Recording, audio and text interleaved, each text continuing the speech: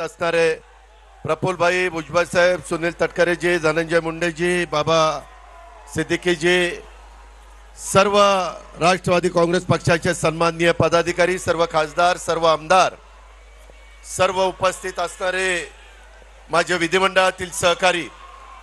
राष्ट्रवादीचे सर्व पदाधिकारी, आजच्या या जनसन्मान रॅलीला उपस्थित असणारे माझे बंधू भगिनी, पत्रकार मित्र आणि तरुण मित्रांनो, मला वाटलं नव्हतं की आज पाऊस येईल, परंतु पावसाने थोडासा आपला हिरमोड केला, परंतु वरुण राजांनी देखील आपल्यावर वर्षाव केलेला आहे, आपल्याला पाठिंबा दिलेला आहे असं समजायला काही हरकत नाही। मित्रांनो, लोकसभेच्या निवडणुकीच्या निकालाच्या नंतर मी पहिल्यांदाच आपल्या सगळ्यांच्या समोर इथं उभा आहे आणि मला आपल्याला एकच सांगायचं आहे की मी आपल्या सगळ्यांच्या समोर एक विकास आणि गरीब लोकांना मदत करण्याच्या हेतूने उभा आहे। संपूर्ण राज्यामध्ये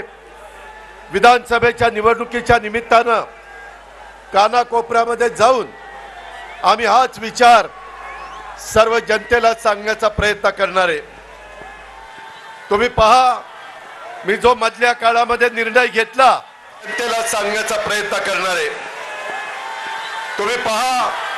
मी जो मधल्या काळामध्ये निर्णय घेतला तो निर्णय घेतलेला असताना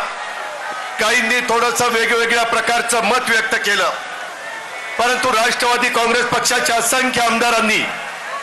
विकासाच्या करता तो मुद्दा, विकासाच्या करता तो निर्णय हा घेतलेला होता आणि ते चित्र तुम्हाला सगळ्यांना